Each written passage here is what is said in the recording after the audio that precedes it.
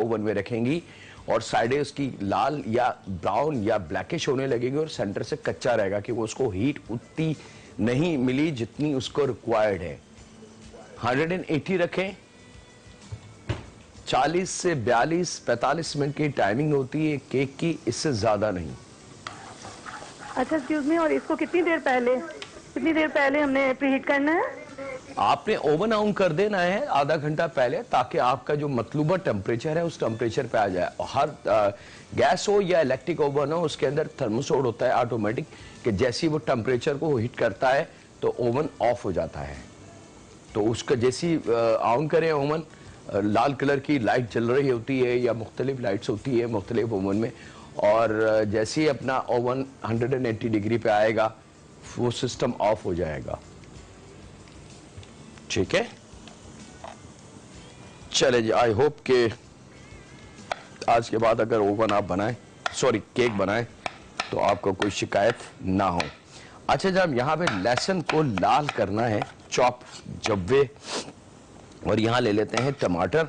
अगर छोटे हैं तो 4 अदद ले लें, और अगर बड़े टमाटर हैं तो 3 अदद बहुत काफी है, और इनको थोड़ा सा छोटा काट लेंगे। लेकिन याद रखिएगा कि छिलके के बगैर। पाकिस्तान में ये सहूलत नहीं है, बाहर ये सहूलत मौजूद है कि टिन पैक में आपको हर चीज मिल जाती है। वहां पे बाकायदा छिले हुए टमाटर डब्बों में पैक मिलते हैं कि आपने सिर्फ टिन खोलना है और खाने में शामिल कर दें। तो पाकिस्तान में अगर ये सहूलत नहीं है तो हम उसको मैनुअली हल्के से गर्म पानी में जोश दे लें टमाटर को, तो उसका छिलका फौरन हट जाएगा। यहाँ पे जनाब जब लहसुन लाल हो जाए तो टमाटर के जो छोटे क्यूब हमने अभी काटे हैं ये शामिल करना है, और यहाँ इसके साथ ही 1 अदद दरमियानी प्याज हम ले लेंगे और उसका भी यही तरीका, छोटी क्यूब काटने हैं इसके, यानी कि चॉप कर लीजिएगा। और उसका सिंपल तरीका स्लाइस करके आपने इसको चॉप कर लेना है लाइक दैट।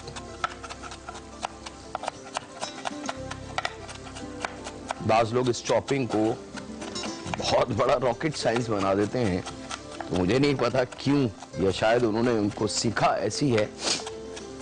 इल्म जो है समझ के अगर हासिल किया जाए तो वो इल्म कहलाता है, और अगर इल्म को समझ के हासिल ना किया जाए तो वो रट्टा कहलाया जाता है, और रट्टा कभी भी कामयाब नहीं होता। तो समझ लें कि मकसद क्या है प्याज को चॉप करके खाने में शामिल करने का। वो मकसद अगर आपकी समझ में आ जाए तो फिर वो जो कुछ लोग बड़ा रॉकेट साइंस बनाते हैं प्याज को चॉप करने के अमल को, वो उस अमल को देख के आप हल्का सा मुस्कुराएंगे कि जी ये रट्टा है, जिसको हम अपनी जबान में कहते हैं लकीर को फॉलो कर रहा है, कि बस जो सीखा है वही सिखा रहे हैं, इसके अलावा कुछ नहीं आता। तो ये बड़ी बारीकी होती है इल्म को समझने के लिए कि सामने जो सिखा रहा है, इल्म जो बता रहा है, क्या उसको अपने काम पे कमांड हासिल है या नहीं। और यही वो जीत होती है समझने वाले के लिए कि मैं सही सिंप में काम सीख रही हूं या सीख रहा हूं या रट्टे वाली लाइन में। तो यहाँ पे चॉप प्याज का मकसद ये होता है कि प्याज तेजी से अपना जायका खाने को दे दे और पकने के बाद प्याज गायब हो जाए, खाने में डिस्टर्ब ना करे खाते वक्त। ये लॉजिक है जनाब प्याज को चॉप करके शामिल करने की। इसके अलावा कोई और लॉजिक या कोई और रीजन नहीं है। मैं चाहता तो स्लाइस करके प्याज शामिल कर देता, लेकिन वो क्या होता कि पास्ते के साथ बड़े बड़े प्याज के पीसेस मिलते तो वो लुक वो नहीं आती। अब ये प्याज इतनी छोटी हो चुकी है कि कुकिंग के बाद ये प्याज गायब हो जाएगी हमारे इस सॉस में, और फिर हम बड़े मजे से इसको खा जाएंगे और हमें पता भी नहीं चलेगा। इसके साथ ही वक्त एक छोटे से ब्रेक का है। मैं यहाँ के चिकन तैयार कर लूँ और आपसे ज्यादा चाहता हूँ एक छोटे से ब्रेक की। कहीं नहीं जा रहे हैं, मुलाकात करते हैं लम्हों के ब्रेक के बाद।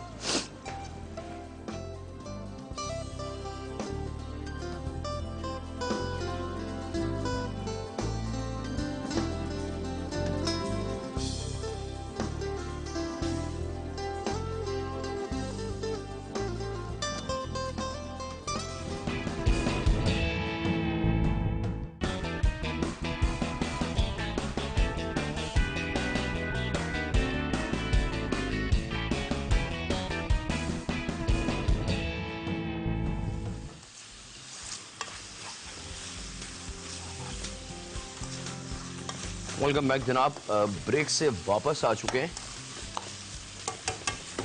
और जब प्याज और टमाटर लहसुन अच्छी तरीके से पक जाए तो हमने चिकन के जो छोटे पीसेस से वो शामिल कर लिए हैं, उसको तेजी से भूनना है। और अब इसके अंदर खास जायके जिसमें 3 टेबल स्पून के बराबर टमाटो पेस्ट का इस्तेमाल होगा। अच्छा, टमाटो पेस्ट जो है वो बेसिकली टमाटर्स का ही पेस्ट होता है, इसमें कोई और केमिकल या कोई और कलर नहीं शामिल होता। बस इसकी कुकिंग का मेथड जो है वो थोड़ा सा डिफरेंट होता है और थोड़ा सा शॉर्ट रास्ता क्विक जिससे हम बना सकते हैं। आधी चाय की चमची काली मिर्च पाउडर, 1 चाय की चमची ओरिगानो शामिल करेंगे और वॉर्चेस्टर शामिल करेंगे 1 से 1.5 टेबल स्पून के बराबर। पार्सली अगर फ्रेश है तो बहुत अच्छी बात है, अगर नहीं है तो आप ड्राई पार्सली का इस्तेमाल कर सकते हैं। और ड्राई पार्सली दुनिया के हर मुल्क, हर शहर में आसानी से मिल जाती है, कांच की बॉटल्स में या प्लास्टिक की बॉटल्स में। ये शामिल करके इसको करेंगे जनाब खूब अच्छी तरीके से मिक्स।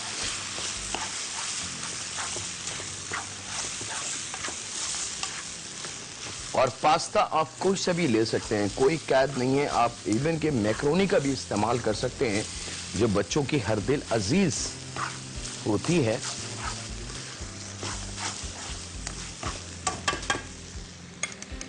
यहाँ पे मेरे पास शेल पास्ता मौजूद है, इसको हम शामिल करेंगे आधा पैकेट के बराबर उबला हुआ। लेकिन पास्ते को कभी भी ओवर कुक ना कीजिए क्योंकि पास्ता हमेशा दोबारा कुक्ड होता है उबलने के बाद। तो वो टाइमिंग आपके जहन में होनी चाहिए कि अगर हमने इसमें इतनी कसर रखनी है, इसके बाद जब हम इसको कुक करेंगे तो वो जो थोड़ी सी कसर होगी वो कंप्लीट हो जाएगी। लेकिन अगर हम उबालते वक्त इसको कंप्लीट उबाल दें तो फिर अब इस तरीके से जब मैं इसको रीकुक करूंगा तो पास्ता ओवर कुक हो जाता है। और उसका सबसे बड़ा रीज़न खराबी का क्या आता है कि पास्ता पकाते वक्त टूट जाता है और वो लुक नहीं आ पाती पास्ते में जो असल में अच्छे रेस्टोरेंट्स में हमें नज़र आती है। पास्ता शामिल करके इसको मिक्स करना है आपने। लीजिए जनाब, और ये हमारा सफर परफेक्टली तैयार। A very special chicken pasta ये स्पेशल टमाटो सॉस के साथ लंच बच्चों के लिए कंप्लीट और बड़ों के लिए एक मजेदार चिकन कैशनट करी तैयार है। मेरे वो फैमिली मेंबर जो इस करी को थोड़ा सा लिक्विडी पसंद करते हैं या ग्रेवी के साथ, तो थोड़ा सा इसमें पानी का इजाफा कर सकते हैं, लेकिन नमक का बैलेंस चेक करके। इसके साथ ही जनाब वक्त हो चुका है आपसे इजाजत लेने का। अपने घर वालों का, दोस्तों का, बुजुर्गों का, बच्चों का और बेटियों का बहुत ज्यादा ख्याल रखें और दुआ करें उस रब्बुल आलमीन से, उस तमाम मखलूक को पालने वाले से जिसको हर चीज का इल्म है। उसको ये भी इल्म है कि हम कितने परेशान हैं और उसे ये भी इल्म है कि हमें क्या चाहिए। बस गलती हमारी होती है कि हमें मांगना नहीं आता, और अगर मांगना आ भी जाए तो हम वो चीज नहीं मांगते उससे जिसका वो मुंतज़िर है। हम मांगते हैं उससे दौलत, शोहरत, ऐश, अय्याशी।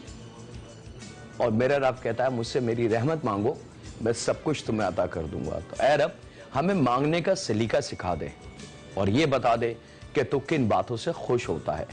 हमें रहम फरमा दे हम पे, हमारे माँ बाप पे, हमारे बच्चों पे, हमारी बेटियों पे। और ऐ रब हमें अक्ल शऊर की दौलत से 1000 गुना माला माल कर दे। अल्लाह हाफिज़ होने के बाद।